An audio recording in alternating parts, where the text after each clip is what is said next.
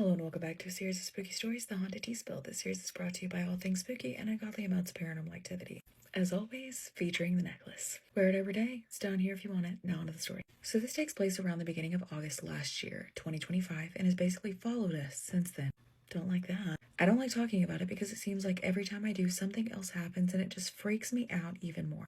My husband and I were in between moving from one location to the other, so we stayed at his sister's house for about a month while we got everything situated. His sister was also getting married at the same time, so we agreed to house sit for a night while her and her husband went on a short honeymoon. It was pretty late at night and it was just us two at the house, just hanging out and having a couple drinks, gardening outside on the porch, just talking with each other about random stuff. It was a pretty relaxing night until I heard something shout from a good distance away. It wasn't a word or anything, just like a quick whoop noise. Whoop. Whoop, there it is. And whoop, there I go. And me, with a small background in paranormal/cryptid research, knows that if you hear something, no you didn't. I broke the number one rule and shouted back. Why, though? Why would you do that? You knew and you still did it. I turned to my husband and I literally say, I shouldn't have done that. We had a little laugh over it and moved on. Less than 5 minutes had passed before we heard a man's voice scream out, "Oh God, please someone help me."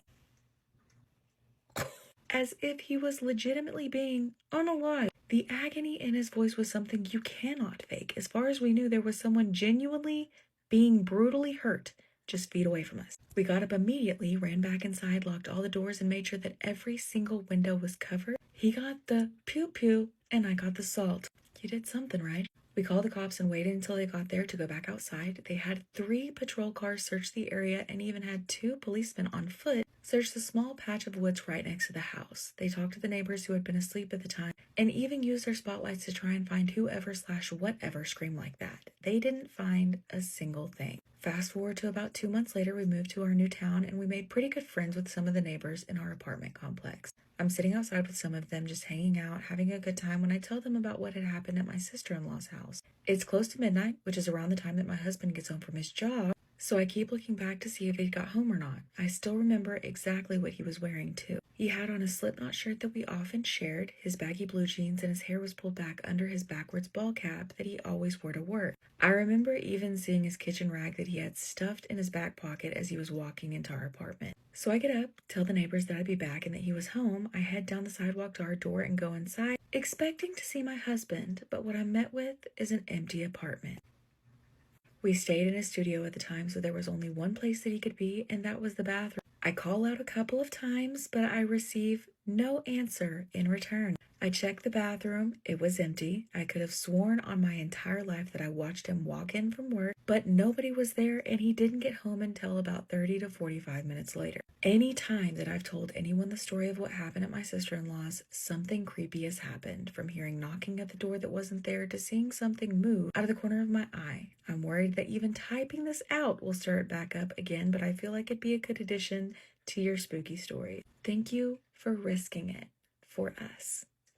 We love that for all of us, and you are greatly appreciated. However, don't do it again, and I'll need you to update and give us some very, vague, cryptic message that won't, trigger it again, but let us know if something happens after this. Rated on a scale of 1 to 10, 1 being the least scary, creepy, spooky, 10 being the most. If you have a story of your own that you want to submit, you can do so on the link tree in my profile. Don't forget to go follow my backup account. I am saving up for a new car because my truck is on the fritz and it needs to be retired. I have a new series over there called The Court of Tea. It's a good one. I think that you guys would like it a lot. I'll see y'all at the next episode. Stay spooky, friends. Welcome back to another episode of Tea After Midnight. Just a little series where we have some tea to keep it nice and classy, but I also tell you scary stories. So grab your favorite tea and settle in, and let me tell you another scary story. Because of course, this is Tea After Midnight.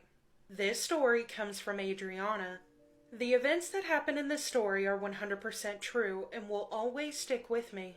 My name is Adriana, and while this story doesn't take place in the Appalachian Mountains, I still have nightmares because I really don't know what I encountered and what I brought home with me. When I was about 15, I found myself hanging around people I probably shouldn't have. I really didn't fit in with the kids at my school, but I had a few friends that had already graduated, and I would hang out with them after school. One of the friends I would spend a lot of time with, her name was Megan. She was always really kind to me, but would take me to other people's houses that were, let's just say, not the best of influences. I won't get into too much detail on that portion of things, but I will say they didn't always follow the law. And I really shouldn't have gone over there, but I just wanted to fit in. One Friday after school, Megan picked me up from my house and took me over to one of her other friends' houses. As soon as I walked in, there were 6 other people there, none of which I knew. I'm a pretty shy person, so Megan grabbed my hand and said, "Hey everyone, this is Adriana." Everyone just looked at me like I shouldn't be there, which at the end of the day was true. I just sat on the couch for a little while minding my business when Megan's other friend comes out of the back of the house into the living room with a Ouija board and sat it on the coffee table in front of me. He looked at me and said, "Have you ever used one of these before?" I just sat there and said no. The only time I've ever seen one of these was in a movie, but I've never used one and really didn't have any fascination in using it. Megan sat next to me and she looked like she was really excited, so I didn't want to ruin her fun. I sat up on the edge of the couch and leaned in towards the board. That's when Megan placed her fingers on the planchette and told me to put my fingers next to hers. Around in circles we went as she asked different questions. I started to get really scared as this type of thing has always unsettled me, but Megan acted like she had done this a lot.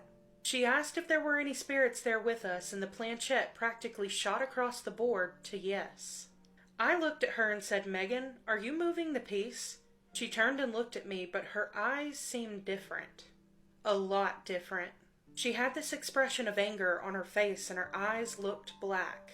I've never seen someone's eyes look that dark before. Then she said, "Just wait." Chills instantly ran down my body and I took my fingers off of the planchette. She grabbed my hand and tried to place it back on the piece, but I yanked away my hand and started heading for the door. I didn't know what was going on, but I knew I wasn't going to stick around and find out. My house was only a few blocks away, so I just started walking home. I had gotten a good distance away from the house when I hear a car approaching.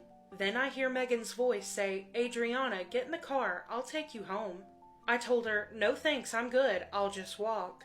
That's when Megan replied the eeriest thing I have ever heard. "I wouldn't walk alone by myself at night if I were you. There are things lurking in the shadows just waiting for you, and she said she would find you." I stopped and looked at her and said, "Who is she?" Megan smiled and drove off. I was feeling a mix of emotions at this point. Mad at Megan for putting me in that situation and leaving me by myself, but also terrified that I was by myself outside in the dark. I finally made it back to my house and went straight to my room. I sat on my bed just frustrated with everything that happened that night. I decided to go to bed and deal with the fallout tomorrow. I don't usually have a hard time falling or staying asleep, but what Megan had said earlier, she said she will find you, had me tossing and turning. I used to have an analog clock on my nightstand, and I found myself staring at it in the middle of the night, 3:16 a.m. to be exact. I was lying there trying to fall asleep, but I heard a noise coming from my closet. It sounded like scratching. I sat up and turned on my lamp and crept over to the closet and slowly opened the door. The scratching stopped. I turn around to head back to bed, and the light bulb in my lamp goes out. I flipped the bedroom light switch on and looked at the lamp. That's when I see the cord to the lamp is out of the wall plug. I went downstairs and laid on the couch that night because it just felt heavy in my room. Now it was about 3:30 when I was lying on the couch and I had the TV going just for a little distraction. I was starting to feel my eyes getting heavy, so I rolled over to try and fall asleep. As soon as I closed my eyes, the TV turned off. This being the second time something turned off, I didn't think it was a coincidence. I laid there for a few seconds when I heard something whisper my name. I started screaming and my dad ran down the stairs to check on me. I told him that I heard something whispering my name and he told me to go upstairs and get into my bed. I told him about the scratching in the lamp and he told me to go get in his bed and sleep with my mom. My dad slept on the couch that night and my mom laid there hugging me until I fell asleep. All of that was enough to scare me out of my mind, but the next morning I went downstairs where my dad was sitting on the couch, staring at the TV. He asked me what happened the night before and I told him everything, beginning with the Ouija board and ending with the TV turning off. He then tells me that when I went upstairs, he looked at the TV to see why it had turned off. He told me the cord to the TV was unplugged from the wall plug. But it gets worse. He said he plugged it back in and the show I was watching came back on, so he sat there and watched a little bit before he laid down for bed. And once he was done watching it, he used the remote to turn off the TV, and when he turned it off, there was a woman in a white gown standing behind him in the reflection of the TV. But when he turned around, there wasn't anything there. My dad is not the type to get spooked about anything, but this had him really unsettled. Once my mom came downstairs, she and my dad told me to take them to my room so they could look in my closet. My mom moved my clothes to one side of the closet and told my dad to look inside. They both stood there looking at something and then looked at each other with concern. I stepped behind them so I could take a look as well, and in my closet there were 3 scratch marks in the drywall of my closet. My dad asked if I did it, to which I replied, absolutely not. The next few months we had random things happen, like lights turning off and on, doors being open while we were in the room, and even one night my mom and dad heard banging coming from upstairs. Thinking it was me, my dad called my name and asked if I was upstairs. That's when I came from the living room and said, "Dad, that wasn't me." He looked everywhere upstairs, but there was no one there. A few months later, my family and I moved to a new house on the other side of town. It took a while for that house to sell, but eventually it did. I'm not sure what I brought home that night, and I'm not sure who the woman was, but I can only think that maybe the woman Megan was talking about was the woman who did all of those things in that house.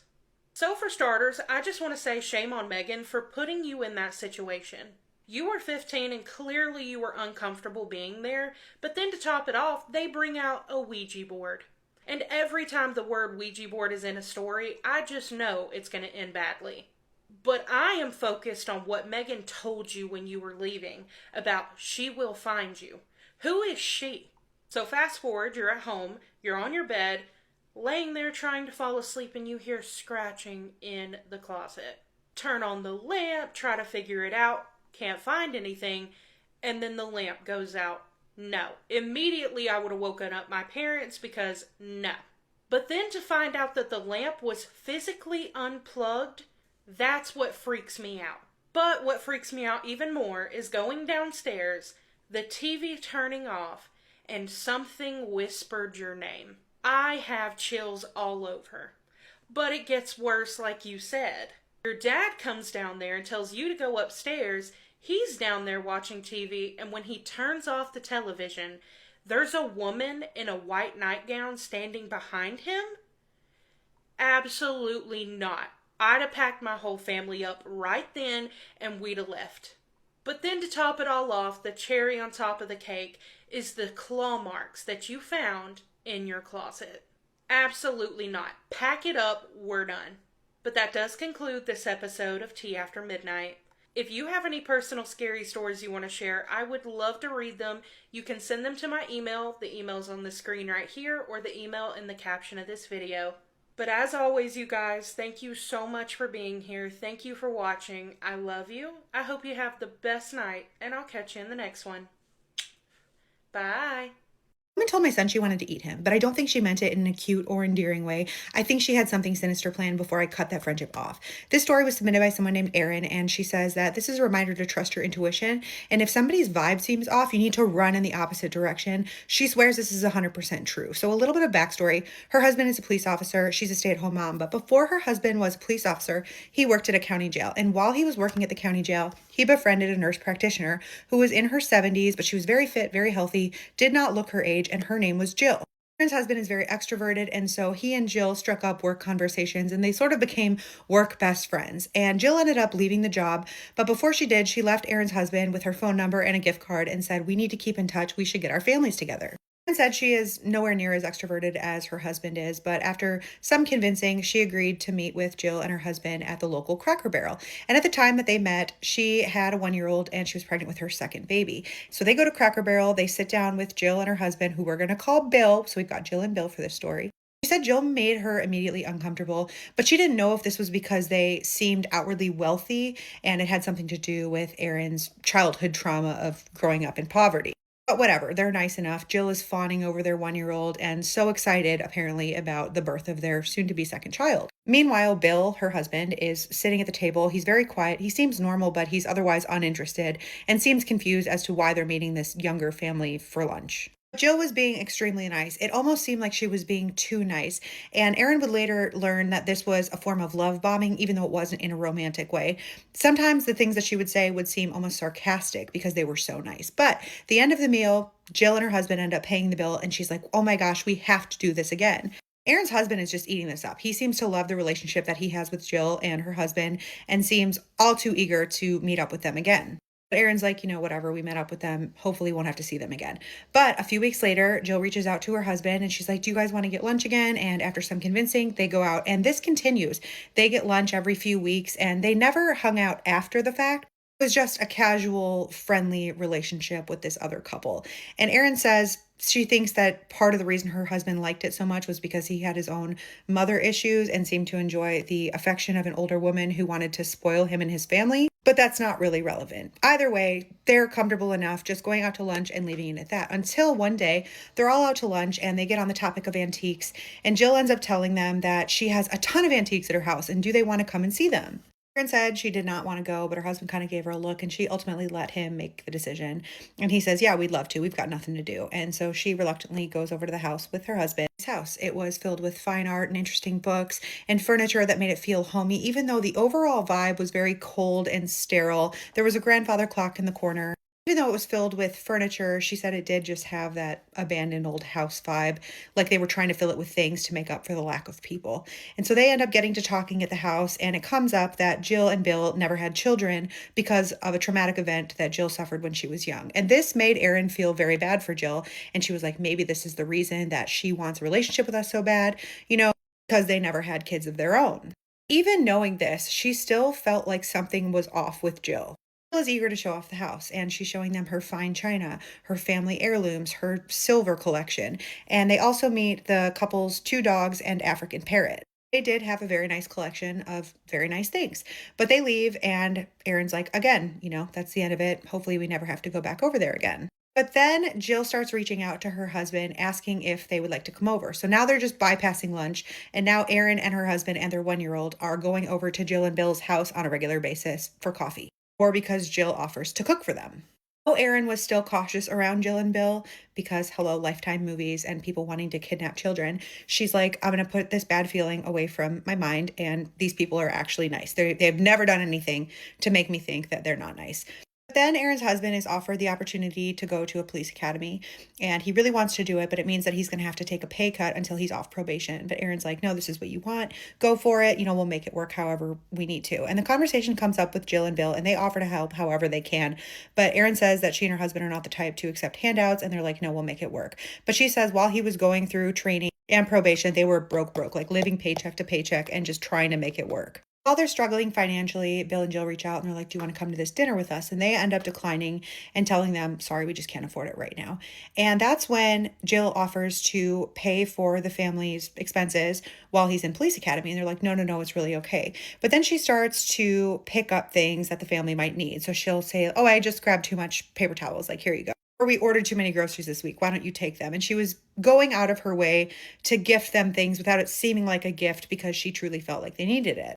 Erin said this made her uncomfortable because it made her feel like she was indebted to Jill in a way. So when her husband started working longer hours and Jill started inviting her and her son alone over to the house, Erin was like, I have to go. She's doing so much for us. Even though she had expressed to her husband that Jill made her uncomfortable, he insisted that it was just the age gap and that she should go and spend time with someone else. And eventually, Erin actually did start feeling more comfortable with Jill. And Jill would always ask her, like, what do you like? What can I do for you?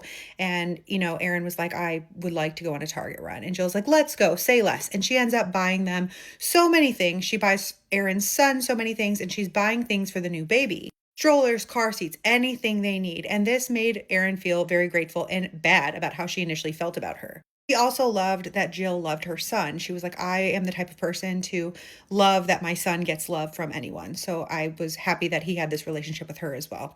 Well, on one of these Target trips, Erin ends up going into labor. Jill drives them home quickly so that Erin can grab her hospital bag, and then she takes her and her son to the hospital. Meanwhile, Erin's texting her sister-in-law saying, hey, I need you to come to the hospital and get my son. Meanwhile, her husband is also stuck at the police academy, so he's trying to get out and make it to the hospital in time. Well, in this meantime, she gets admitted and there's no one to watch her son, so Jill's the only option. After her sister-in-law arrives to take her son, she can't find Jill in the waiting room, and she's asking Aaron, like, where did she go? What kind of car does she drive?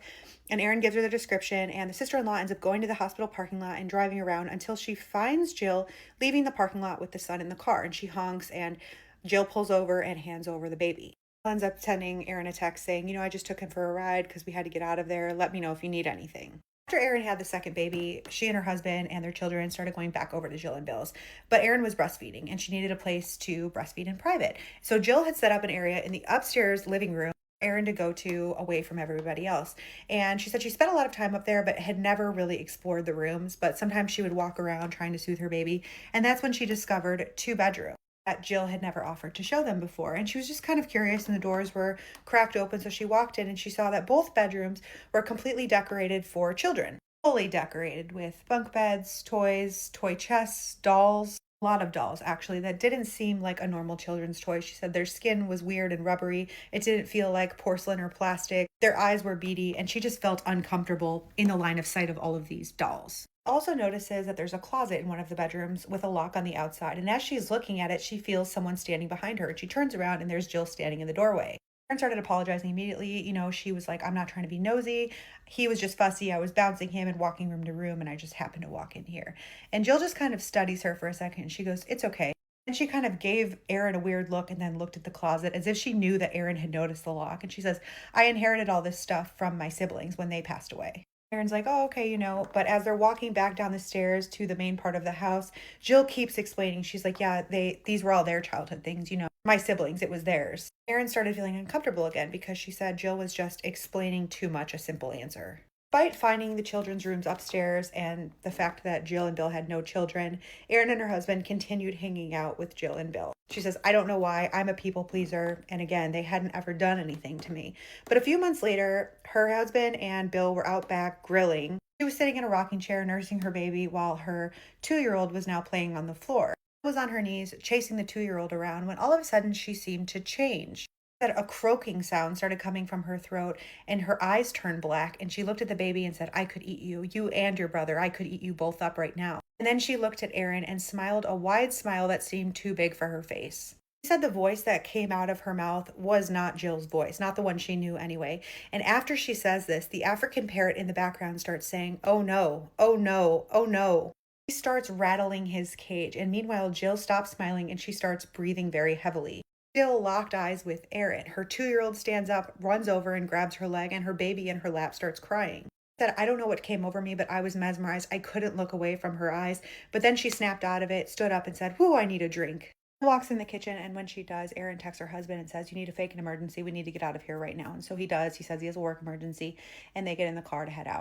That's when Aaron tells him everything, that she doesn't like Jill, that she gets a weird vibe from her, that something happened, she watched her face change, and that they have 2 children's bedrooms upstairs. And her husband says, do you think it's just the hormones? It starts a whole fight, but eventually he agrees. He says, fine, if that makes you feel uncomfortable, we shouldn't be around them anymore, but just make it as nice as possible. End up going over there one more time to get some things that they had left, and while they're there, the vibe was very off. They were very closed off. They were standing in the driveway saying their goodbyes when a little girl from across the street came over and started talking to Jill about her new bicycle. While she's having this conversation, the little girl's dad runs over from across the street and grabs her and then shoots a look at both Aaron and her husband as if to say, why are you guys talking to these people? Aaron said it was like they were having a telepathic communication with this man who was telling them that something was very wrong. He ushered his daughter across the street, and after that, they never talked to them again. A year went by with neither couple reaching out. One day, Aaron and her husband were in that part of town and decided to drive by their house. And when they drove by, they realized that their entire house was burned down, and all that was left was the mailbox at the end of the driveway with a creepy doll sitting on top. This got Erin curious because she was like, I wonder what happened. And she started looking up their names and to see if there was any reports of a fire and if they were okay. But nothing for their name came up. No matter how hard she searched, it was like these people didn't exist in their town at all, despite claiming that they had lived there for decades. Doesn't know who these people truly were or what happened to them, and says the entire experience leaves her with more questions than answers, like what would have happened if she had stayed friends with them. Either way, she says she's not sure if she wants the answers to those questions. This has been one hell of a day. So I roll over out of bed. First thing that hits me, period cramps. I feel like my uterus is just freaking clawing its way out of my freaking stomach. So I go to the store, get my stuff, go to self-checkout. There's 5 or 6 people standing around, eagle-eyeing to make sure you're not stealing. And I don't mind that people are watching. That's fine. There ain't no sense in you standing so close that we are touching. But she was. I pick up my case of drinks because the little hand scanner stopped working. I had to physically pick up these cases of drinks and swipe it across the scanner and then put it in the buggy. And when I turned around, I bumped into her again and dropped my whole damn case of drinks on the floor. I politely turned around and said, "Excuse me, can you back up so I can put my stuff in the buggy?" When I picked the bag of dog food up and turned around, boom, we bump into each other again. Of course I dropped it. It is heavy. I can barely hold it. Do you think she offered to help me pick it up? No, she didn't, even though she was the reason I dropped it. But she damn sure leaned around to make sure I scanned the bag. So I get my stuff and I go. Get in my driveway and I see this guy walking down the road. I'm just thinking to myself, please don't come to my house today, please, because I just don't want to deal with this today. I just want to clean my house, cook my supper, take a hot bath, and get in bed and relax, man. Sure enough, while I'm putting groceries up, I bring my stuff in, and right when I get to the last bag, here he comes walking up the driveway. I don't know this man. He's a total stranger. I quickly shut my screen door, lock the deadbolt, and within a minute, he's tap, tap, tap, knocking on the door. Who is it? Is there any way I can use your phone? I said, is it an emergency? Do you need me to call 911, police? No, nothing like that. I just need to call a friend. I said, no, I'm so sorry. The only thing I have is a cell phone, and I'm not putting it out the door. So you're going to have to ask somebody else. Call me a bitch. I don't care, but I've done that before, and people take off my phone, not doing it again. He said, is there any way I can get a cup of water? It's so hot out here. I said, look, at the end of the road, we have snack box with drinks and snacks in it for UPS, Amazon. Get you a cold drink out of there. I don't mind. Well, is there any way you can give me a ride or let me call my friend? I said, dude, I just told you no. You're not using my phone. I'm not taking you anywhere. If you need something to drink or eat, it's in that box. Go. Just get this. About 10 minutes later, my neighbors turn in the driveway. He doesn't stop her. She stops. She said, are you okay? You need anything? He says, no. I thought you needed to call somebody. I thought you needed a bottle of water. I thought you needed a ride to your friend's house. So much shit you asked me for, but then when she stops, you don't ask her for nothing. That right there tells me you was up to no good. I just don't understand why people keep pushing me. How many times do I gotta say no? Anyways, thanks for listening, y'all. I love you. I hope you have a better day. Let's read a really scary story that was sent to us from Madagascar. In Madagascar, witchcraft is a very serious issue, and it genuinely scares the hell out of me. Malagasy witches are normal people during the day and witches during the night, starting around 11 p.m. Witchcraft was already prominent here from the early 17th century, and we still don't really know how it arrived here. It was typically used to heal people, but things quickly went out of hand. To become a witch, one needs to sign a pact with a spirit, generally an evil one, and those can be found pretty much everywhere, especially in isolated places where graves can be found. Witches here typically walk around at night, naked and covered in oil or grease to make it harder to catch them. Once you come face to face with a witch, you will find yourself unable to move, and she'll pretty much use you like a horse. The evil spirit they are attached to guides them towards the cemetery and isolated graves to raid them and get the remains inside, such as bones and eyeballs, only for the recent burials, to perform rituals. If the spirit asks them to sacrifice their children, they are obligated to and can't fight back. When a witch dies, the spirit will travel to the first person who touches her. Anyone you walk past could be a witch, and you wouldn't know it unless you see them in the dead of night. What happened is that my younger brother had recently started experiencing sleep paralysis, which here is related to witches. He told me that he suddenly woke up in the middle of the night and felt a very heavy weight on his chest. He tried to lift his arms to no avail and tried to scream, but no sound came out of his mouth. When he told my mother the next day, I told him to close his blinds properly, but my mother just looked at me like I was an idiot. She said, closing your blinds won't change anything. She then told my brother to get a glass and fill it halfway with water and then place a teaspoon inside before placing the glass on the window. Apparently, this stops the witches from entering the house. And it seemed to work because my brother didn't complain about sleep paralysis anymore. Yet a few nights ago, everyone in the house was asleep except for myself as I was watching a show on my phone while wearing my earphones. It was around 1 a.m. when my dog suddenly jolted awake next to me and started whimpering. I took my earphones off and was about to scold her when I heard a woman singing outside. In fact, I could hear her clearly since the window in my room was facing the street. The next morning, my mother told me that there was a witch outside that night. She told me that she could hear her singing, and I told her that I heard it too. She told me that she was trying to get up to wake up my father, but she couldn't even open her eyes. Then my father walked into the room and said that he had a dream in which he had opened the bathroom window. The bathroom is right next to my room. Both have a window facing the street. and he saw a woman singing underneath my window. He told me that he had unalived her in that dream. I'm honestly still a bit shaken up from that night, and this morning I had a little chat with our housekeeper, and she told me that there's definitely someone living in the trees next to my house, because there's a very clear pathway there, and coincidentally, there used to be a few tombs right there, and a witch was already caught there around the early 2010s. She was caught by a few men living nearby and was chained to a streetlight, so everyone could see that she was a witch. She was never seen again after that day. There's a rumor going on around in my neighborhood that one of the local shopkeepers is a witch, and to be honest, I believe it. I will update you if anything else happens. Okay, so we do have a couple of updates. Here's the first one. Hi again, little update. It's currently 1:43 p.m. and the supposed witch came over here. She was looking for my parents, and she literally spread something on the gate while waiting. I told her my parents weren't home, but she wouldn't leave. The housekeeper saw her, and she told me to immediately go inside because apparently she had weird vibes. This isn't much, but she definitely put something on the gate. And then we have another update. Hey, one more update because a lot has happened. So there's two types of witches, healers and the evil ones. We went to see a healer, and he told us to be careful. Apparently there's more than just one witch in this neighborhood. There's a total of 31 witches. Believe me or not, that is freaking crazy. And the healer said that the one we thought was a witch is in fact one, and that she is after one of my parents. Okay, so we were just like emailing back and forth, and then this is one of her replies. It's important. A lot of people don't know about Malagasy and African witchcraft in general. There are a few reports in English on the internet, and it is very important to keep in mind that most witches became like this because of jealousy or search of wealth. A lot of foreigners believe that it is just a legend, but it's something that you have to see with your own eyes to believe. There's a video on YouTube, and it basically shows what was captured by their security camera in their backyard. You can see around 3 people completely naked trying to get into the house, which was actually protected if I'm not wrong. The video is so freaking scary, y'all, but I'm gonna insert it right now.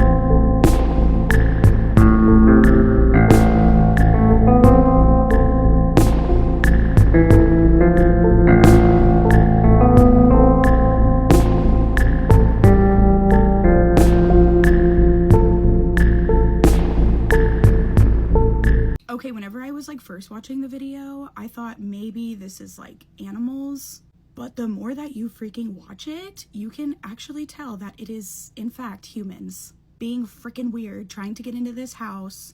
I mean, that would be terrifying to see in the middle of the night. This is such a freaking scary story, and I hope this person and their family are protected. I don't know how to get witches away from you. That is so freaking scary. Let us know in the comments if you know anything about the witches in Madagascar.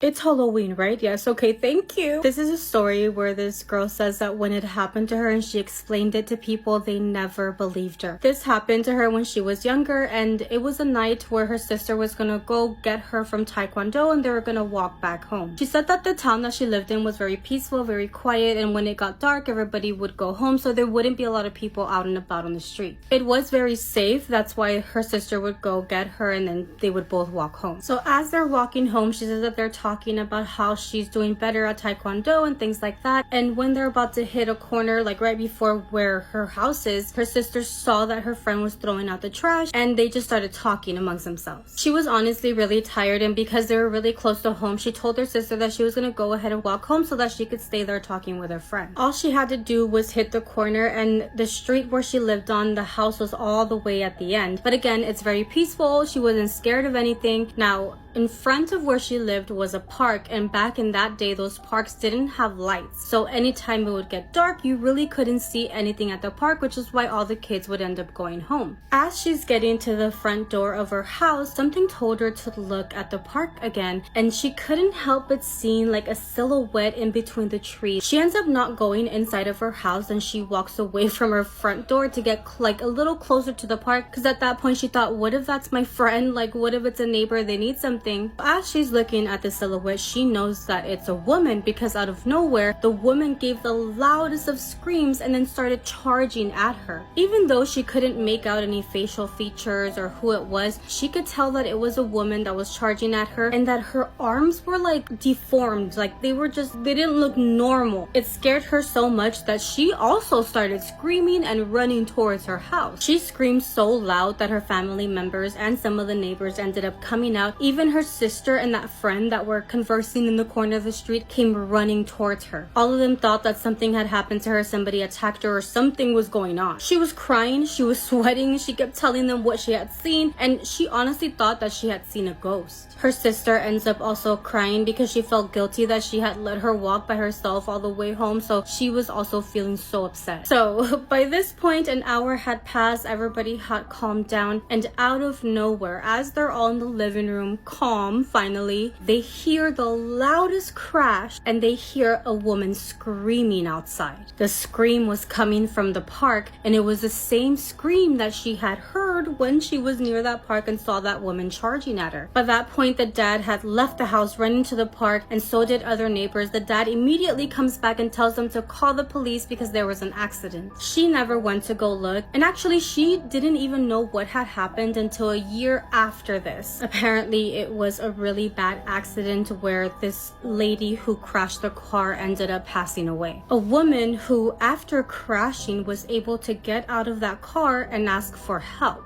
Now she thinks that she had a vision of that happening, because the way they described the woman, the way that she ended up hurting herself, was what she had seen, like her arms all weirdly deformed, maybe because of that crash. So she believes that she experienced the crash before it actually happened. She will never understand why she saw this vision, and she says that she's never had a vision like this again after that either. But what do you guys think happened? Do you believe in brujeria? Brujeria is the Latin word for witchcraft, and they use candles, incense, herbs, spices, energy.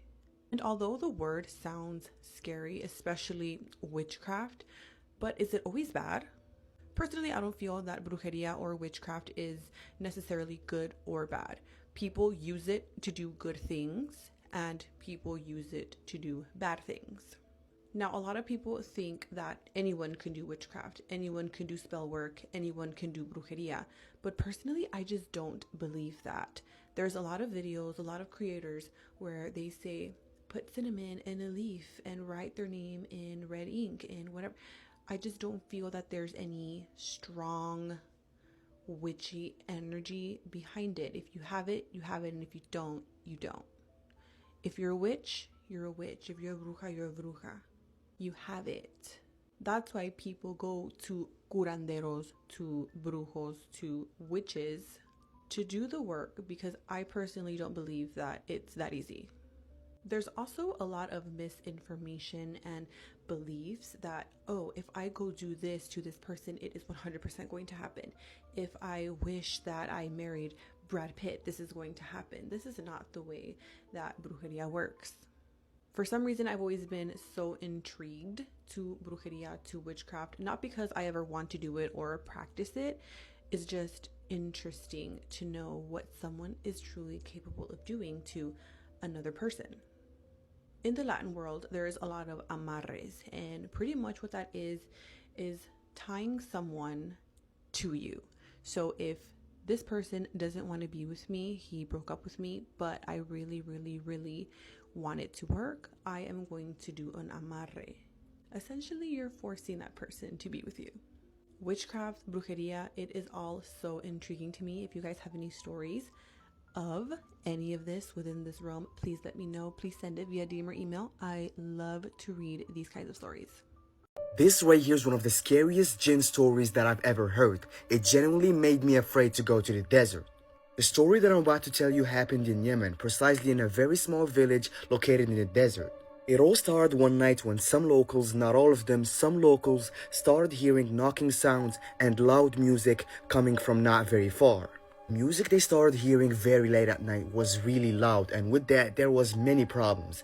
The first problem is the area around this village is pretty much deserted. Yes, this village right here is so far from any other village or any city. It's so far. So who is doing this, especially at this time? No, it can be another village having a party or a wedding or something like that, because the closest thing to this village is from 7 to 8 kilometers. So who the hell is banging music out there in the darkness? Alright, so that was the first problem. Where is this music coming from? But there is a second problem. You see, in this village, not everybody was hearing the music. Let me give you an example so you can understand what I'm talking about. In this exact same village, if you took two people from the same distance, then one of them will hear the music and the other will not. This right here was very confusing. How come in the same village some people are hearing the music and the others are not? But let me give you this detail that will be very important for the story later. You see, the people who are not hearing the music are the majority of the village, and the people who are hearing the music are the minority. Basically saying that a few amount of villagers were hearing the music. The rest, the majority, well, they were not hearing anything. They literally took these people for crazy, but these people knew that they were hearing something and they were not hallucinating. That's exactly why in that same night, 4 of them hopped on a car and started following the noise. Reasons why they hopped on a car even though the music was not very far. Well, first of all, they wanted to get there fast. Second thing, if you didn't know this, the desert is really freezing at night, like you have no idea. And the third reason was because they wanted to stay together and not get lost in the dark. After a very short while, the loud music literally stopped, like in a second. So this is where everyone was confused. They were like, bro, maybe we are crazy after all, where did the music go? But in this exact moment, one of the 4 guys, precisely the one who was sitting in the back seat on the right side, saw something and decided to let the whole group know. This is what the guy saw: a car stocked with boxes and crates in the middle of nowhere. So out of curiosity, the whole group decided to approach, and this is where they realized that this car smelled like shit. Literally, the scent around this car was so bad, they never smelled or experienced something like this in their life. When you smell something so bad, all you want to do is getting far from it and getting the hell out of that place. Well, that's exactly what they wanted to do. Too bad for them, they couldn't. They had to stay and search until they come back with something and prove that they were not crazy. And again, after a short while, one of them saw a fire from not very far. So the whole group decided to get close, and this is what they saw. Alright, bro, what's the problem here? These are basically some people camping. What could possibly be the issue? Well, remember what I told you earlier?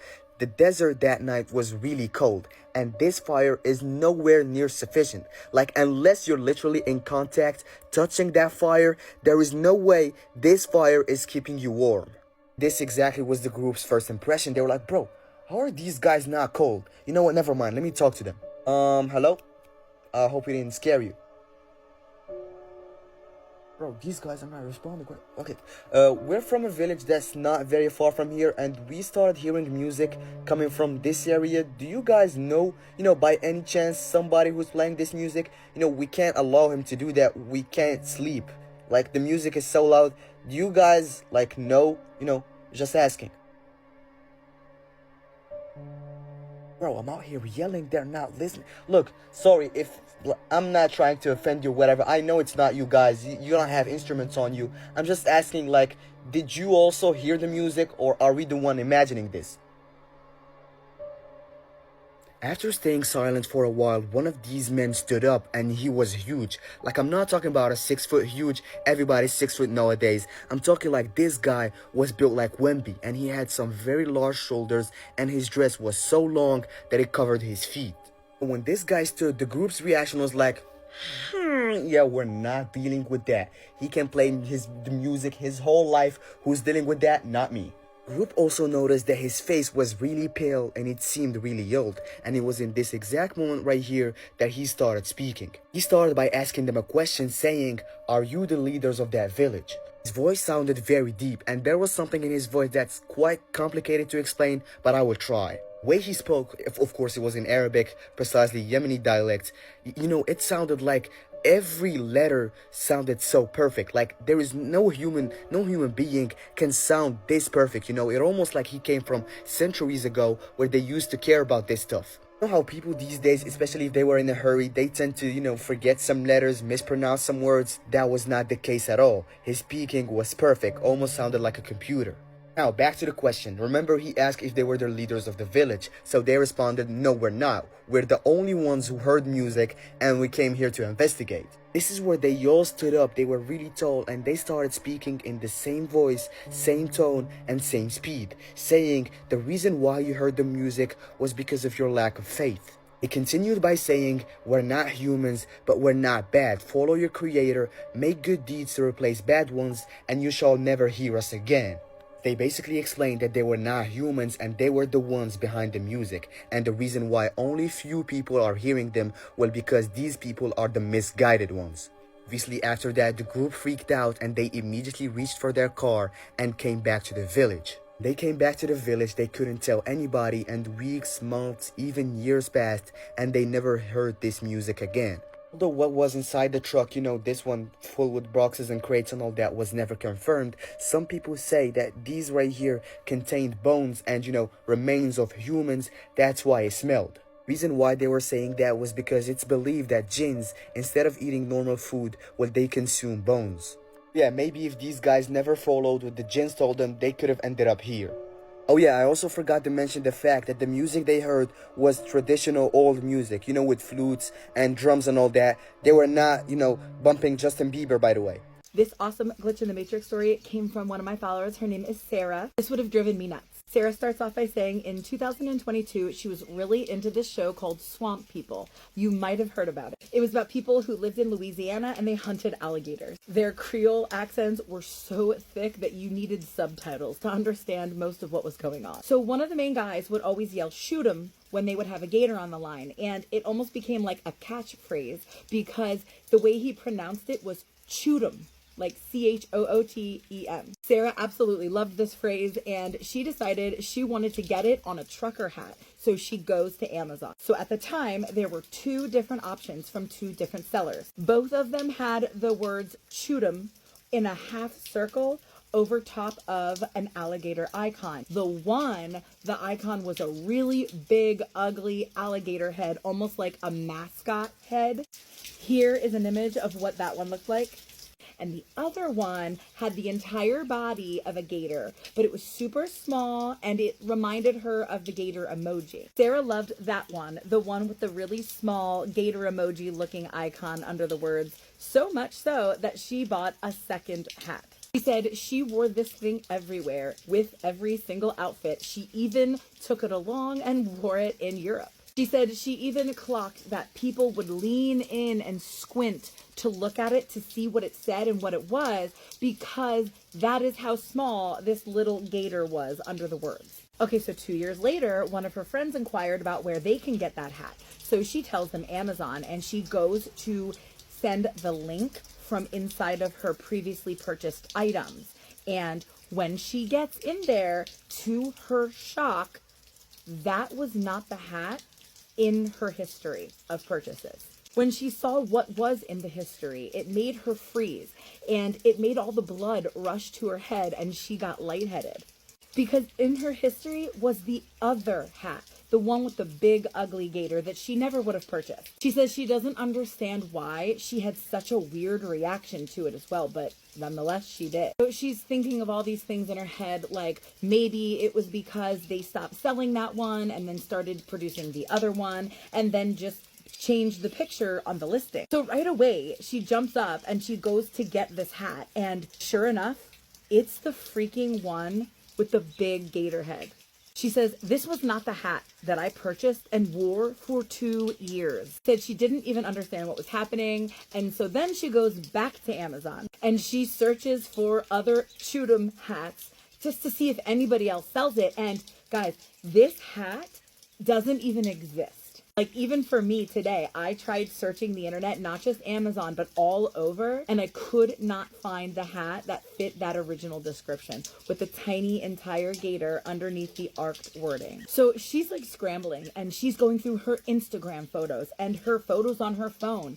And in every picture, because she wore the thing a lot, every one was this hat with the giant gator head that she never would have purchased. She's like, my brain feels fractured. Like, could I have possibly mistaken that for years in her head? She's like, it's not just like something like, oh, I forgot to do something or I misplaced something. This was something she had contact with and looked at for freaking years. And it's now completely different. She said, and the worst part was she wouldn't even be able to prove it. But you know what? She asked her friends anyway. And of course, nobody remembered. But one night she asked her sister-in-law. Sarah says her sister-in-law is very observant. She has a very good memory. When she asked her, she did not lead her into any answers. She was very careful about that. And her sister-in-law remembers it being the small emoji like alligator. She said she felt that shock and tingling sensation in her head again. And she started to explain to her what was going on, and then her brother walks over and he too agrees it was the one with the smaller gator. She was so validated in that moment that they too remember the exact hat she does. But unfortunately, they are the only ones. They must have popped onto another timeline together.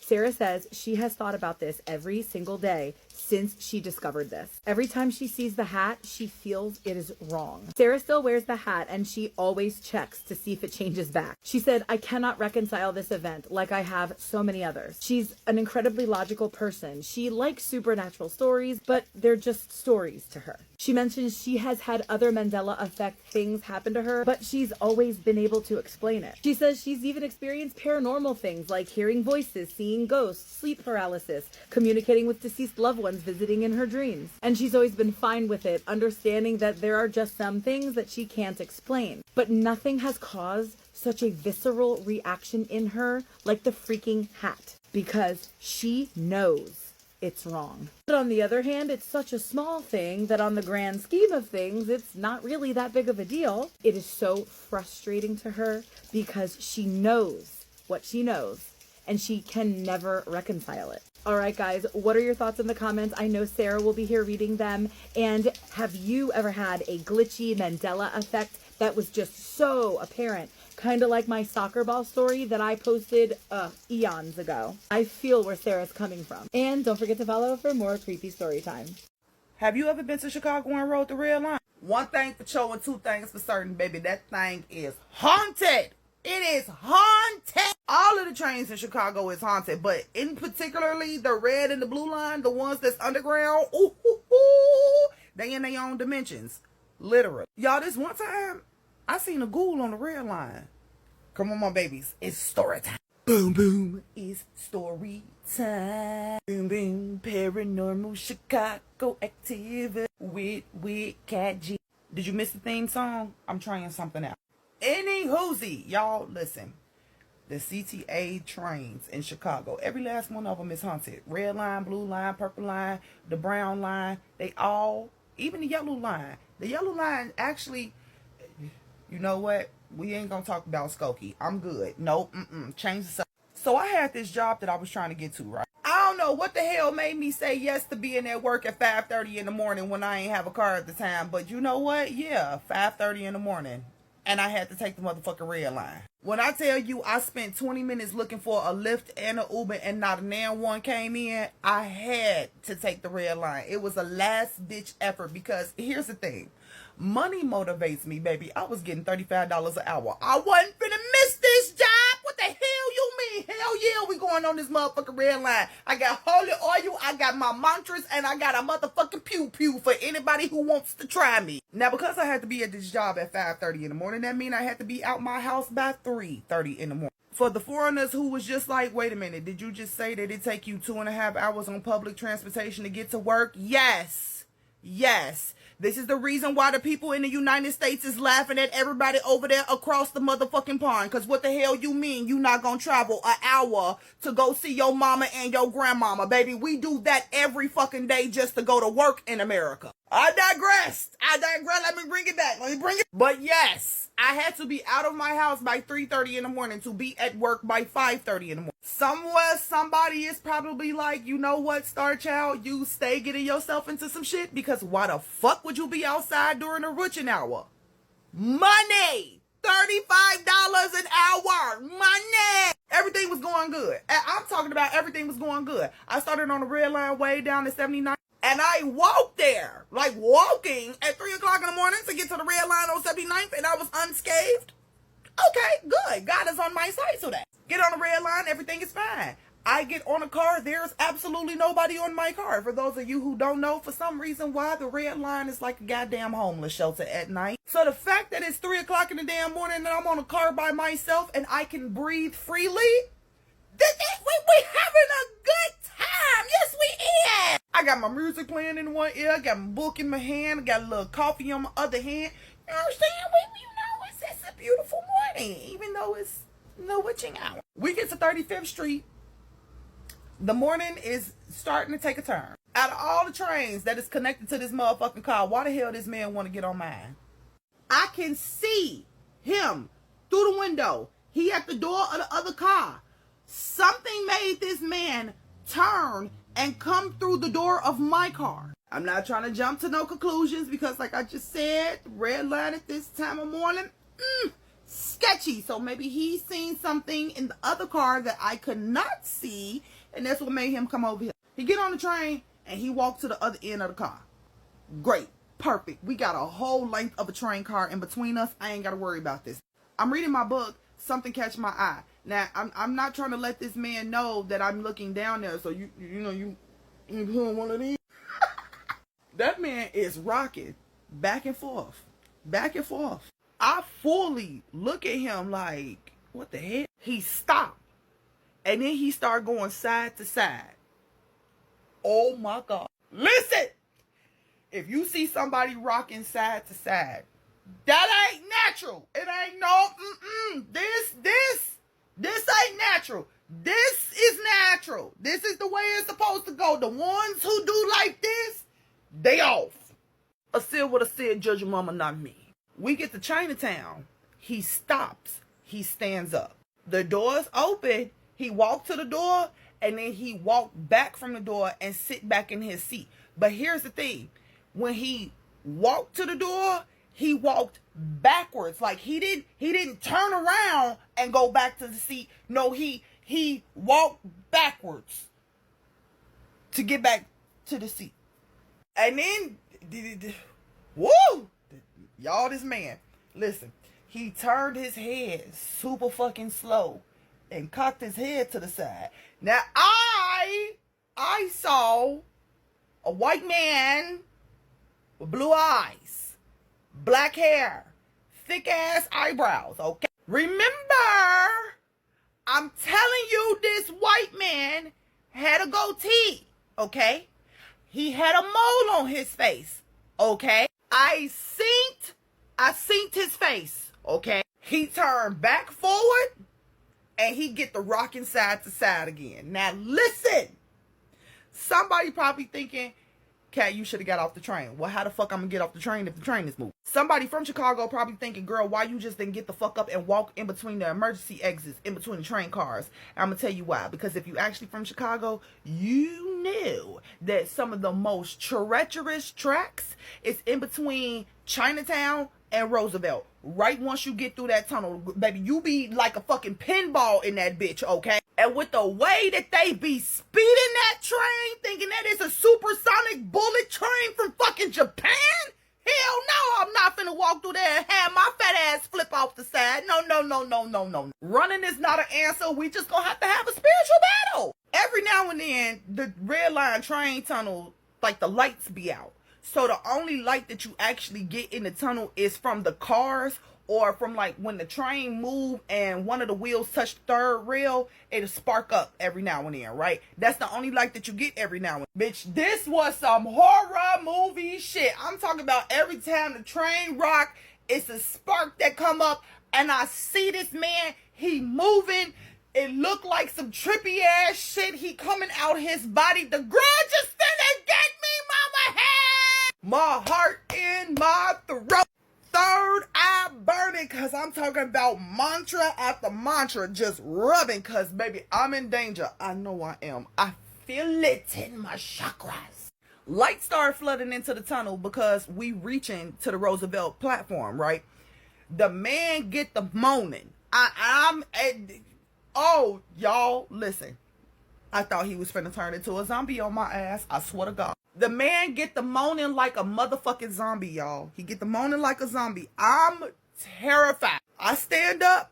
I'm in front of my door. He stand up. He in front of his door. But he not facing his door. He facing my way.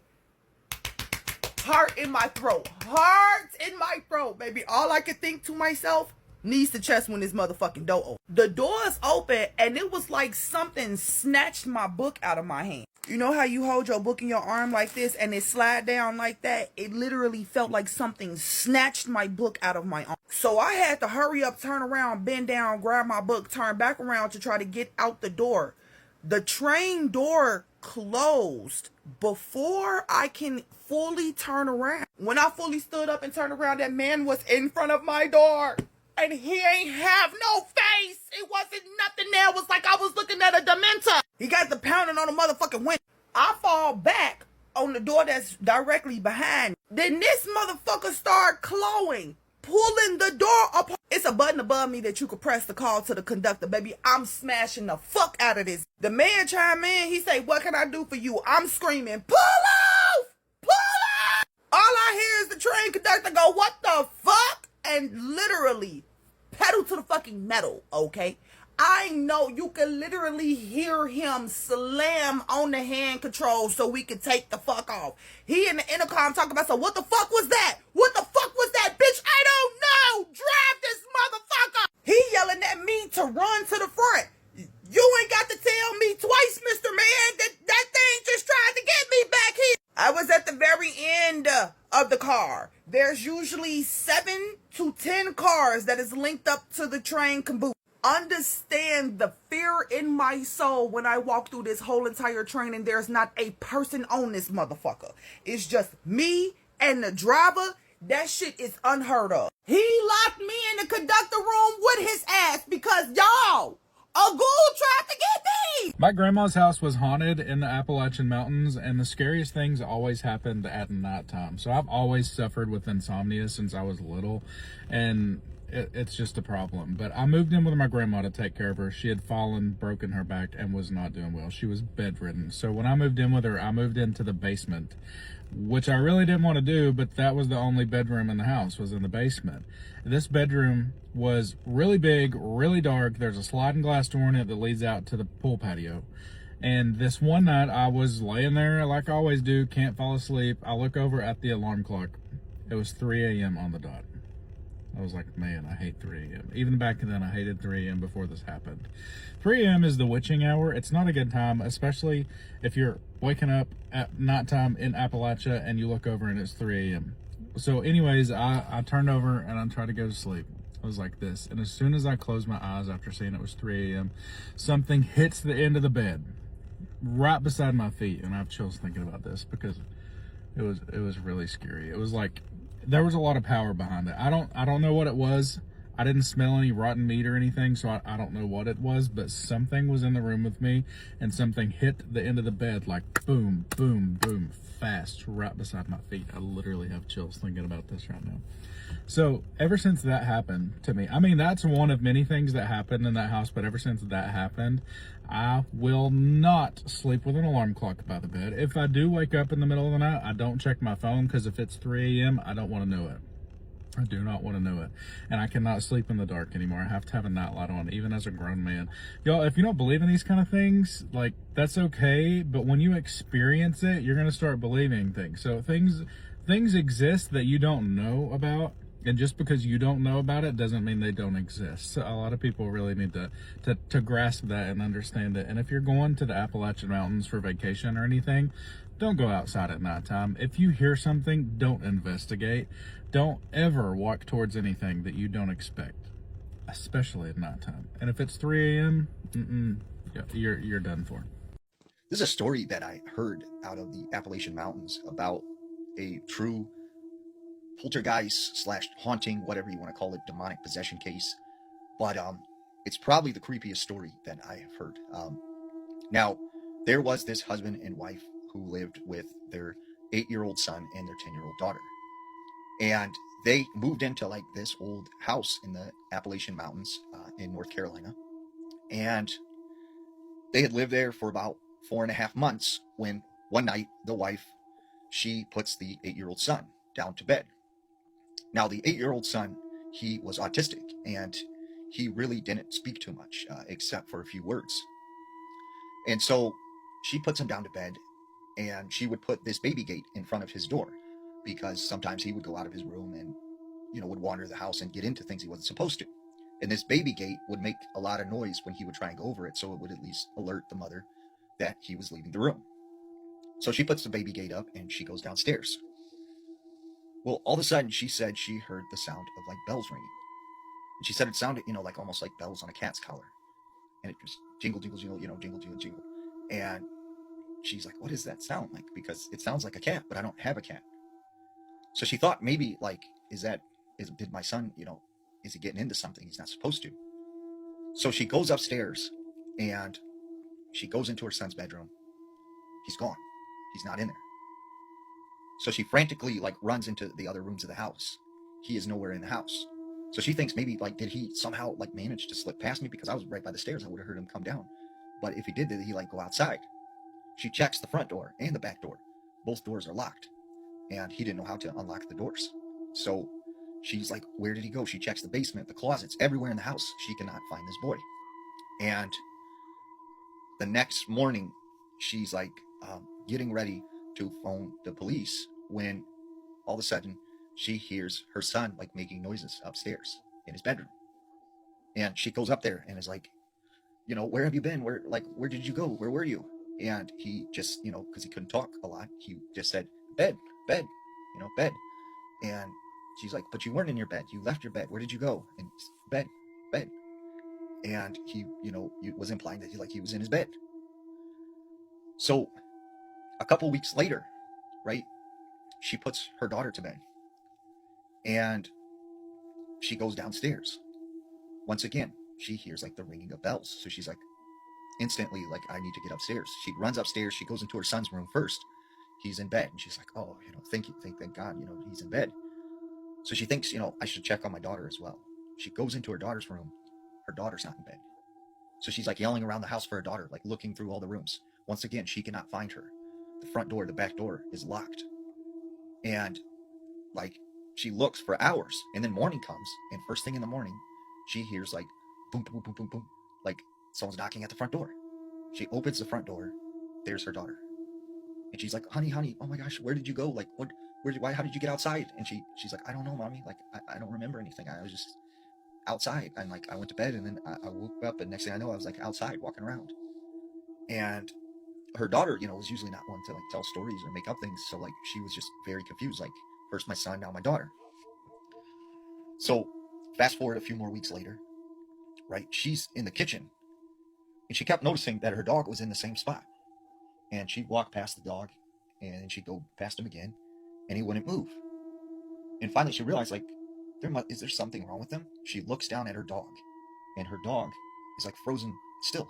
Like he's not moving at all. And she's like, come on, trying to get him to like move. She gets a treat and she's like trying to get her to come to him. So she's like, what's going on? Is he like having, some kind of like medical episode? Like what's happening? And then she said, like, all of a sudden, the dog just kind of like shook a little and then just started walking and like walks away. So the next day, she takes the dog to the vet and the vet checks him out. Says, the dog's perfectly fine. Like, there's no reason it should have done that. So about 2 weeks later after this, right, she's, in her living room and she's knitting something. And all of a sudden, she sees like her husband walk right past her and then go upstairs. And she's like, wait a second, my husband's at work. So she like runs immediately up the stairs, like going into her kids' rooms, checking all the rooms, like, and she realizes like no one is in the house. The doors are locked once again. Couple weeks, like I said, after this, right? She one day goes into her living room and she had this, at the time it was one of those big older, big screen TVs, with the big backs on it. And this TV was gone. And she's like, where in the world did this, where did the TV go? Like, did someone steal it? And she is like, just me, the two kids are here, my husband's at work. Like, no one could even move this TV. Like, how did the TV just go missing? And she searched the house to see if, somehow it's in the house. All the doors are locked. All the windows are closed. She could not find the TV. Next morning, she gets up, goes downstairs. The TV is back where it always is. The other thing she noticed that was very odd is that sometimes she would look at, those digital clocks. And she said, sometimes the clocks would go to 666. And, she would, unplug the clock, plug it back in, and it would still say 666. And then all of a sudden it would go back to normal time, which she could not figure out how it could, even get to that time because the clock can only go up to 6 minutes and, or 6 hours and 60 seconds. So she noticed that the clocks would always go to 666, or she would notice sometimes that the turn, clocks with the hands, right? They would always be stopped at 3 a.m. And she would reset the clocks, get a brand new clock, and it would stop at 3 a.m. So all of this stuff, kept happening. And it got to the point where she had a priest come out and do a blessing of the house. And the priest said, I think that something is really, really wrong with this house. You need to leave. You need to get out with your family immediately, because if you stay, something is going to happen to you. So the whole family, they moved out, and I guess this house still remains there, but it's vacant, it's abandoned, and it's slowly falling apart up in the mountains. So what do you think? What do you think was causing all this? I'm curious to hear your thoughts and input. All over the world, millions of people have reported seeing the exact same entity known as the Hatman. Now, the Hatman is described as being this tall, shadow-like creature that's often seen with this stovepipe hat that often resembles Abraham Lincoln's. Sometimes he's described as having these bright red eyes. Sometimes he's seen with a cape. But one thing's for certain, anyone who has an encounter with the Hatman usually is left terrified. Now, there was a story out of Virginia. There was this psychologist who started documenting cases of these young children who were seeing this man in their room every night. And so he has each one of these children draw a picture of what they see. And they all drew the exact same picture of this stick-like figure with a big hat. And so he begins to talk to them more about this man in their room. And they go on to tell him that sometimes he talks to them. Sometimes he tells them to do bad things. And even sometimes he scares them. And as he begins to talk to them and learn more about this Hatman, he finds one thing in common. Each one of these childs tell him that the Hatman says he lives in the George Washington National Forest. So he decides to go there for himself and look for the Hatman. The first night he's there camping, right? He wakes up at 2 a.m. and he hears the sound of shuffling coming from outside his tent. So he unzips the door, he goes out, and he starts shining his flashlight around. And that's when he sees this shadowy figure. And it's just moving back and forth in the woods, constantly going back and forth. Now, he thinks to himself, I could run, but this thing will probably chase me. And if I stay here, it's probably eventually going to get me. He doesn't know what to do, so he just goes in his tent. And all night long, it sounds like this thing is getting closer to him, and then it would move further back. And then it would sound like it came closer, and it would move further back. Finally, the morning comes, and whatever this thing was, it was gone. So he decides to stay one more night. Nightfall comes, and he finally gets asleep. Once again, he wakes up at 2 a.m. But this time, as he opens his eyes and he looks at the front of his tent, he sees there is this dark, shadowy figure punched in through the door of the tent. It has this big, wide brim hat, these bright red eyes, and this thing just grabs his legs and pulls him right out of the tent. He jumps up. He takes off running through the woods, but this thing continuously follows him. And then all of a sudden, he trips and falls, and then boom, he wakes up. He realizes this whole camping trip was just a dream, and he thinks this was all just in my head, till he looks all around his bed and he sees all the pictures that the children had drew for him of this Hatman. So what do you think? Is the Hatman real? What would happen if you followed a mimic? Now, I've always wondered this, because you hear these stories of someone hearing like their mother knocking at the door or telling them to come in the kitchen. But what would happen if you actually listened to the mimic? Here's a story that might tell you why you should not follow a mimic. There was this young man named Aiden. Now, Aiden lived with his grand.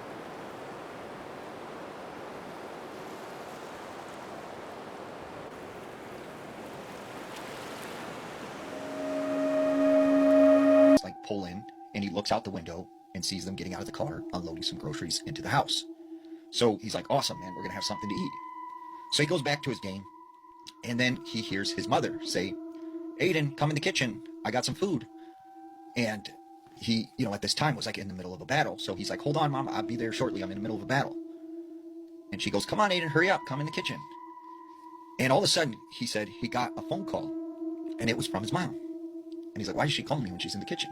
So he picks it up, and his mom's like, hey, honey, we're at the grocery store.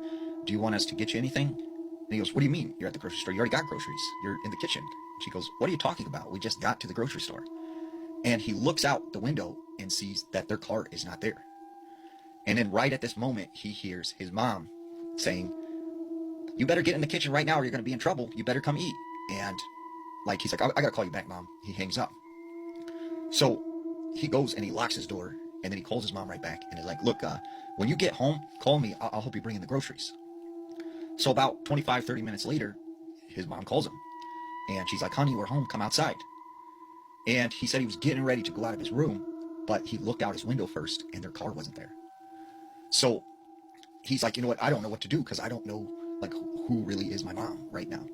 So as he's sitting in his bedroom, right, he hears his parents come home and come into the house, and all of a sudden his mom comes up to his door and starts knocking. And she goes, Aiden, let me in. And he's like, not right now, Mom. And she goes, what are you talking about? Let me in, unlock this door. Why do you have the door locked? And he's like, no, I'm not opening the door. And his mom goes, all right, I'll just get the key and unlock it. So he grabs like this baseball bat that's chilling in his room, and he's prepared for this thing to come in. And like at the time, he still thinks whatever, was calling his name in the kitchen, this is them.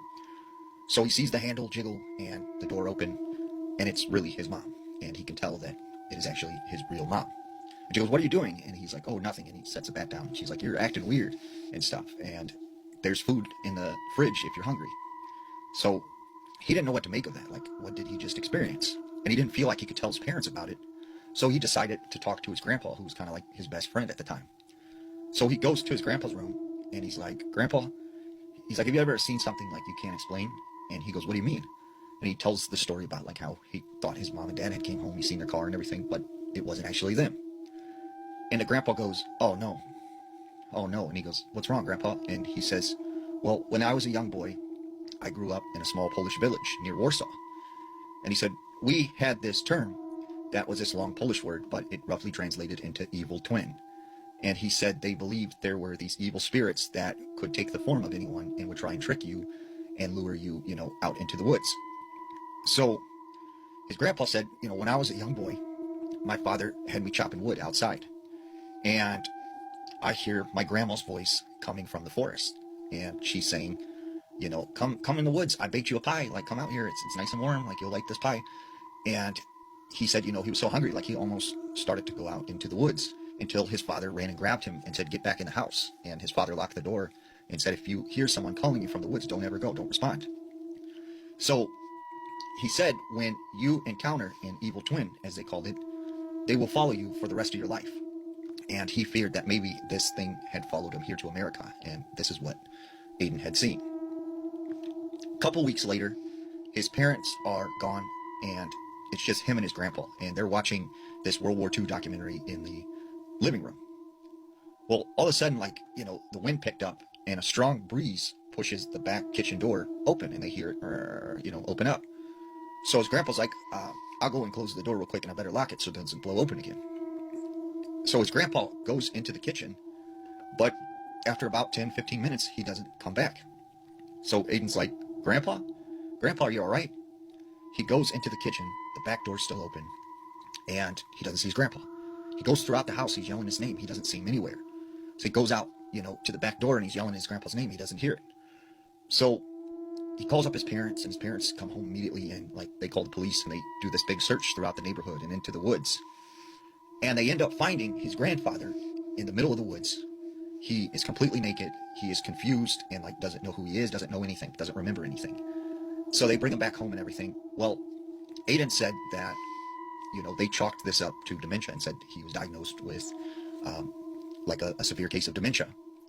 But Aiden, in his mind, suspected, because of the series of events that happened before this and his grandfather going out to the kitchen when the door opened, that this was the evil twin thing that his grandfather had talked about. And he said, although his grandfather had completely lost his memory, from time to time, he would say to Aiden, "Is my brother outside? Is my brother out there?"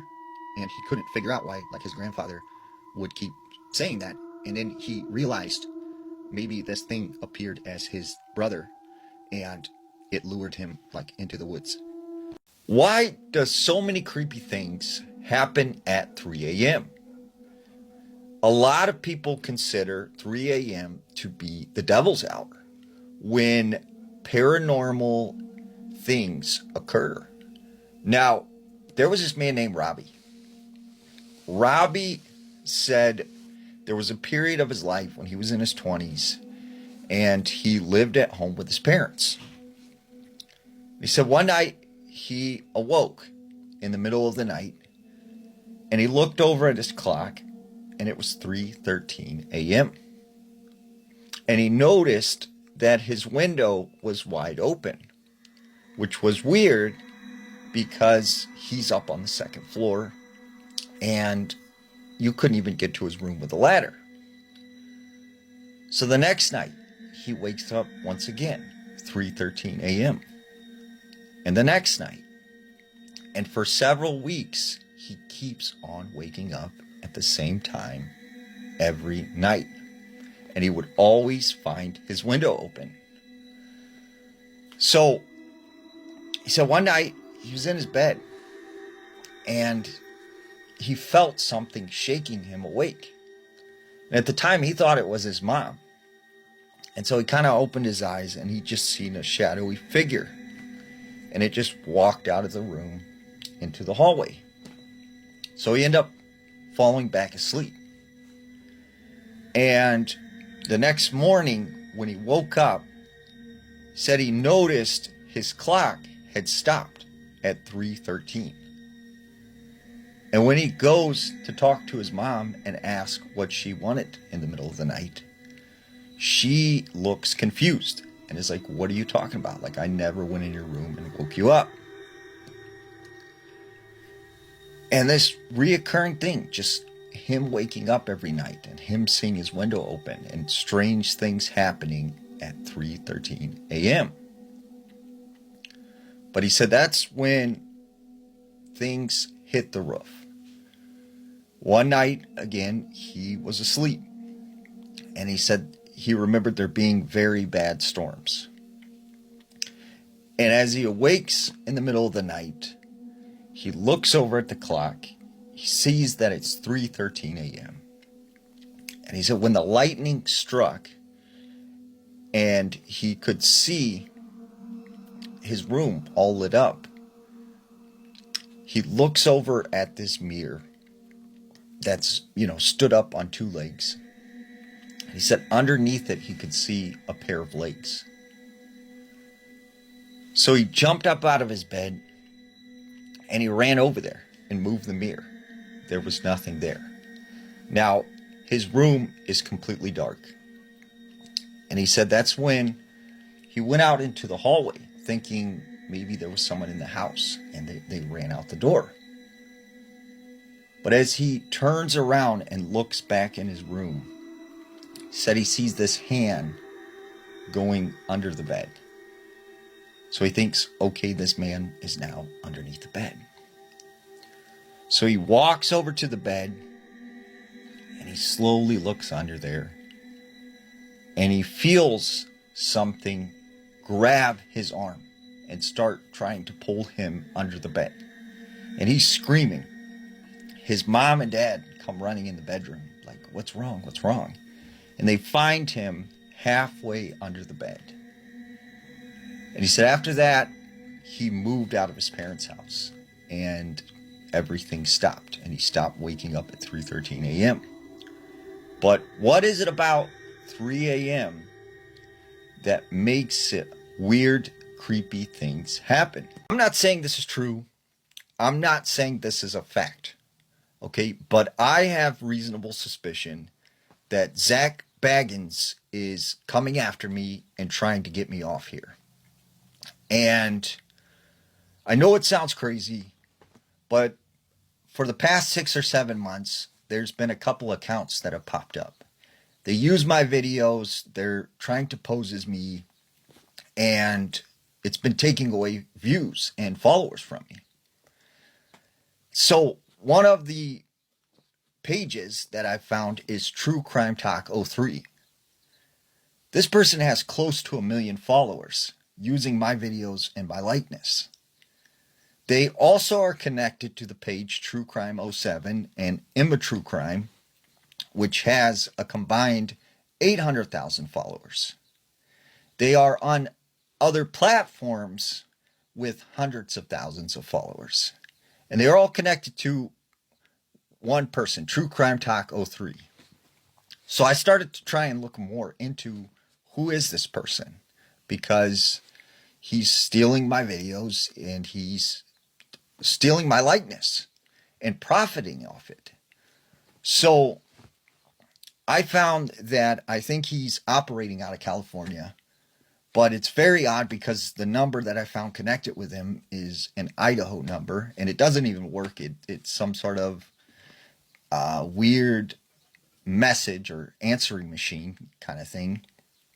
And so I started to think about it more, you know, what would be the intention of someone doing this, you know? And when you think about, this is the scale, you know, these people have almost 1 million followers with my videos, more followers than me. And it seems very well planned. It seems like there's a team of people working together. And it almost seems like a campaign to try and run me off here. Because what they are doing initially is smothering me. They have these 3 accounts that have more followers than I do. They're taking away all of my views. They're taking away my followers. And they're slowly siphoning off of me. And who do I think best would want me off of here? Zach Baggins. Because I have openly expressed that I think that he's a shady person, and I do not like him. And, you know, I feel like he's ripped me off in the past. I'm not saying that's fact. I'm not saying that's true again, but I feel like that.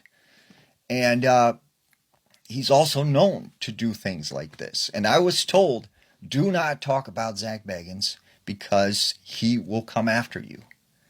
And I said, that's ridiculous. So you're saying that I can't say anything bad about Zach Baggins because then I'll be canceled. You know, he does not control the paranormal community. It should be open to everyone. Everyone should be able to have a voice. Everyone should be able to have an opinion. And I think it's ridiculous. And like I said, I'm not saying it's him. I'm saying it's really suspicious that I have these 3 accounts all connected to the same account. And they seem to be having this campaign against me, trying to shut me down. But, you know, I'm not going to let that stop me. I'm going to keep making videos, but we're going to find a way to stop them. True Crime Talk 03, if you're watching, you're not going to take my videos anymore. You know, if I have to pursue legal action, I will. And I will go through every outlet I can to make sure you don't steal from myself or any other creator on here. Because we work hard at this. This is what we do. This is our thing, man. And when you steal from us, you steal from all of the followers that watch this channel. You steal from everyone who, right, wants to just hear scary stories. You're taking away from that. And you're about to try and run me off and people enjoy this. They enjoy listening to these stories and, you know, checking to see if there's any new stories on. So I know this is long and it seems like it's off scripted, but I'm going to keep pushing forward because you know, I enjoy doing this. So yeah, I don't know. What is your thoughts on this? Like, what do you think? What should I do? Family and I lived in a house in Greensboro, North Carolina, where my parents raised me and my 2 siblings. Eventually, my aunt and uncle came to live with us. At first, everything was normal, but when I was around 14 years old, things started to change. My parents began arguing every day. We started hearing voices in the middle of the night. Things would go missing, and our dogs began dying without any explanation. All of this started happening after my aunt and uncle moved in. One night, while everyone was asleep, I heard people praying. When I got up to check, I saw my dad lying on the floor, trying to get up, but he couldn't. My aunt, uncle, and mom were surrounding him. My aunt told all of us to say the Father's Prayer backward. My mom was in tears and had no idea what was going on, but my aunt insisted that if we did this, he would feel better. Neither my mom nor I ever heard of saying a prayer backward, but we did it anyway. Eventually, my dad recovered. The next day, it was just me and my mom at the house. She told me she had talked to my dad's mom about everything. My grandma told her something disturbing. She said my grandpa never liked my aunt after he found a doll filled with needles under my uncle's bed back in Guanajuato, Mexico. It was said that my aunt was known for witchcraft. According to my grandma, my uncle had been married to another woman before. My aunt had done something to separate them. After hearing all of this, my mom asked my aunt and uncle to leave the house. But even after they left, things did not stop. At night, we would hear screams and voices, and I even saw a shadow in the house. After some time, my cousin decided he wanted to rent the house. He didn't believe in the paranormal, but we warned him anyway. While he was moving his things in, he suddenly called my dad in a panic, saying the kitchen cabinets were opening and closing rapidly on their own. He left immediately. After that, he brought a woman who practiced white magic to cleanse the house. Might have known the story of real-life boogeyman. So y'all know how you hear those scary camping experiences out in the Appalachia? Because I know I tell a lot of paranormal and like true crime stories, but I keep forgetting I have a lot of scary camping stories too that are very unexplained. The story takes place back in my early 20s when me and a few of my friends went camping down in the Appalachia in North Carolina. And our first mistake was we didn't go to a campground. We actually decided to go offbeat into the woods and do our own thing, because, you know, 20s. At that time in my life, I didn't really believe in Bigfoot or skinwalkers or anything like that. You know, I always kind of believed that was all just silly little folklore. And I'll admit, even till this day, I definitely have some trouble with it. But this story definitely is very unexplained. I remember after we all got done setting up our tents, we had all of our, we had our beer, we had our campfire and everything going, cooking dinner over the fire. And as I've told you before, me and the friends that I had, we all like to spook each other out. After hearing a few noises here and there, we all kind of started to realize that this wasn't us spooking each other out. And it was no longer us thinking it was in our heads. Remember, the first sign of all of us getting scared was we kept hearing these huge branches break around us. At first we thought maybe it was deer or like some kind of heavy animal, but then we realized no deer was going to be able to break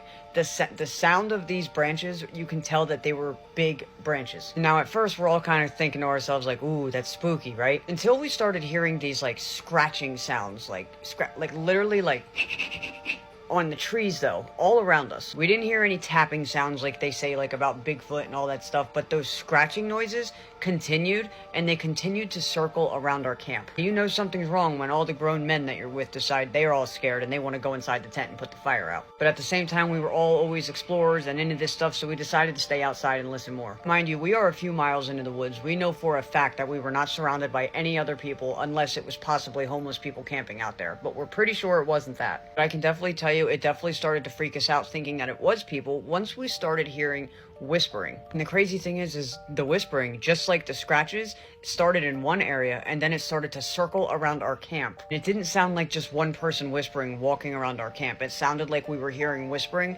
from every single angle of the woods. And then eventually this whispering started turning into actual voices.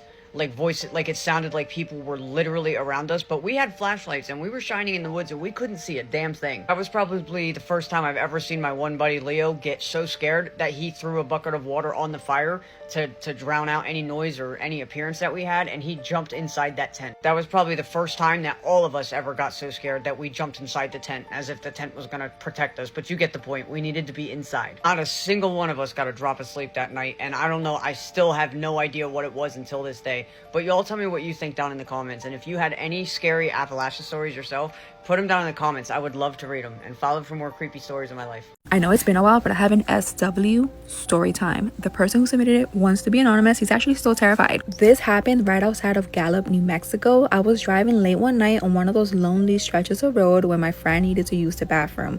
It was about 1:30 a.m., so we decided to stop at this gas station. As I'm sitting in the car waiting for my friend to come out of the gas station, I look across the street. There's like a street lamp. Right underneath the street lamp, I see a dog. It looked like a husky just sitting there. I was confused because it was late and there was no one else in sight.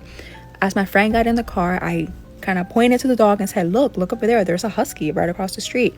The moment my friend looked over across the street, we saw as the dog started to rise up, but not in like a dog way, in a human way.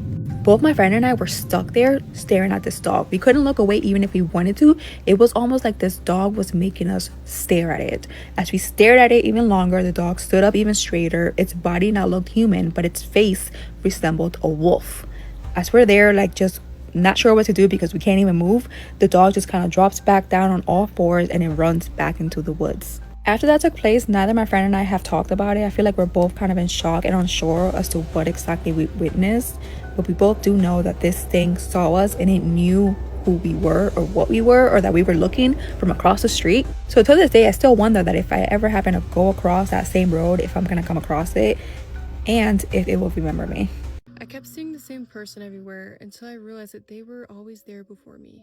A few months ago, I started seeing the same guy in the most random places. First, it was at a coffee shop in the morning. He was sitting alone, just kind of scrolling on his phone. A couple days later, I saw him in the grocery store. I remember thinking, oh, he must just live around here. It's just a coincidence. And then I went to a gas station across town a couple of days ago, and he was also at that gas station. And he was standing by his car, not watching me, but staring kind of in my direction. That's when I started to feel a little off about it because these weren't places that were close together. I went home, I tried not to think too much about it, and I wound up going to dinner with a friend. We were seated, we ordered our drinks, we were chatting, and then I looked up across the room, and the same man was at a table across. He had on different clothes than he had earlier, but he had the same expression, not staring at me, but kind of looking in like the same direction. And I pointed him out to my friend, and I said, that guy, I've seen him like 4 times this week. And she was like, what guy? And she turned around, and I said, the guy in the gray jacket. She's like, I don't see a guy in a gray jacket. I felt stupid for a second, but I just kind of said, okay, never mind, whatever, it's not a big deal. And after that, I started to pay closer attention to things. And the more I thought about it, the more I realized this man was always where I was, but he was there before I had even arrived. And he was never leaving, he was never going, coming, whatever, he was always just present. So one day, I decided to test it. I was gonna go to a bookstore that I had never been to before. I didn't tell anybody about it. I've never driven there. I didn't post anything about it. I just went to the bookstore. As I walked inside, my stomach dropped. He was in the back of the bookstore, presently there before I even arrived. And this time I could not ignore it anymore, so I walked back there. I wanted to see him face to face and ask him why I kept seeing him. As I got closer, he turned into an aisle, and I went to go follow him, and he was gone. Poof. Like he was never even in the store. He wasn't down any of the aisles. There was no exits nearby, no emergency doors, nothing like that. He was nowhere in the store to be found. And ever since that day, I have not seen him since. Here's the part that I can't explain and I can't shake, is I was looking through old pictures right through my phone, and I noticed one, and guess who was standing in the background of my picture? Long before I even noticed him. Was the same man. I know that I'm not crazy, but I can't explain this. I've lived in haunted houses my entire life. I need to tell you guys this ghost story. This story was sent into my email, and if you have any ghost stories, paranormal encounters, or scary stories that you want to share, you can send them to the email in my bio. No matter where I've gone, something has always followed. But there's one house, one place in particular, that I don't even like talking about. What happened to me there didn't feel random. It didn't feel like it was passing through. It felt intentional and targeted. Whatever was inside that house knew we were there, and it wanted us to know it was there too. We used to call it the house on Highway 10. It sat on a hill in Lafayette, Tennessee. It was kind of separated from everything else. During the day, it just looked like an old house. But at night, it looked different. It felt different. It was too quiet in some moments, too loud in others. It felt like the house just couldn't decide if it wanted to hide or be noticed. I was about 13 when we lived there, and almost every night something would happen. It all started with the scratching. We would hear it inside the walls. At first, I told myself that it must have been animals. That's not out of the ordinary. Sometimes rodents get into old houses and they scratch. Mice, raccoons, something normal and explainable. But the sounds didn't stay in one place. They moved slowly, dragging across the inside of our home, like something was crawling through the walls, passing from room to room. Sometimes it would follow us. Other nights I would hear voices, soft and muffled, like there were people having a conversation just out of sight. But when I would try to focus on it and hear what they were saying, it would stop. Like the house somehow knew that I was paying attention. One night there was a crash so loud it shook the entire house. It sounded like every cabinet in the kitchen had been ripped off the walls and slammed to the ground all at once. It woke everyone up. We ran into the kitchen, all expecting to see chaos, broken dishes, wood splintered everywhere, but there was nothing. Not a single thing was out of place. It was like the sound had never happened at all. And after that is when we noticed that the things that happened in that home just really stopped feeling explainable. But the worst night is the one that I still see when I close my eyes. We had a tornado watch that night. The sky was pitch black and the wind sounded like it was tearing through the hills. Rain pounded against the windows and thunder rolled so deep it felt like it was inside the house. My little cousin and I shared a bedroom that faced the highway. There was a window in the middle of the wall, and on either side some small closets. Our beds faced directly toward them, and I remember falling asleep to the storm, and I remember waking up. I was in that moment where you just wake up and you're still confused and trying to get your bearings, but then I heard it. Movement coming from inside one of the closets. A slow shifting sound, like someone adjusting their position in the dark. Half asleep and still confused, I thought it was my cousin messing around, so I whispered towards the closet, "Why are you in there? It's late. You're going to get us in trouble." There was a pause. And then a voice answered, "I'm laying down. I'm not playing." But the issue was that the voice came from right beside me, not from the closet. It was right next to me, and I got chills and very scared, and slowly I turned my head to look at my cousin. She was in her bed, wide awake, staring right back at me. We didn't say anything to each other. We didn't have to, because we were both hearing what was coming from that closet. Both of us slowly sat up at the same time, and we looked toward it. And that's when we saw her. There was a little girl standing inside the darkness, and she was completely still. She didn't move. She didn't try to step forward. She didn't try to speak. She was just there watching us. And in that moment, our bodies reacted before our brains could, and we ran out of the room, down the hallway, into my mother's room. We didn't stop until the door behind us was shut, and we slept in there for the rest of the night. Neither of us wanted to talk about it after, not right away at least, because saying it out loud would have just scared us all over again and made it more real. Admittedly, the next morning I had tried to convince myself that it had just been a dream, that there's no way what we had experienced was possible. So I went back upstairs and walked into the room and opened the closet. Inside them was everything just as I had left it. My clothes, my shoes, except there was something wrong. Every single one of my dolls was broken. I loved those dolls. I always put them away carefully to ensure that they wouldn't break. And now they looked like they had been handled by something or someone that didn't care what they were, that didn't care what they meant to me. And that's when I knew that what we'd experienced wasn't a dream. But the house didn't stop there. During another storm one afternoon, my aunt and I were home alone, and we were sitting in her bedroom when we heard it. Scratching inside the walls. We both found ourselves freezing and terrified. "Mandy?" we called out, thinking someone had come home and there was no answer. And then the scratching got louder and faster and more aggressive, and it felt like something was trying to break through the walls. And then another crash. That same violent sound from the kitchen we heard the first time, and we ran to look in hopes that this time we'd catch something. And just like the other time, there was nothing. Everything was perfect and completely untouched. We walked outside and stayed there until someone else came home. Neither of us wanted to be alone in that house anymore. Years passed and eventually we moved. I'm in my late 20s now, but a few years ago, I went back to Tennessee to visit my Nana. And to get there, we have to drive down that same stretch of Highway 10. And I remember staring out of the window, looking for it. The house. I found it, or what was left of it. The house was gone. There was nothing there. All that remained was an empty lot, overgrown with weeds and trees.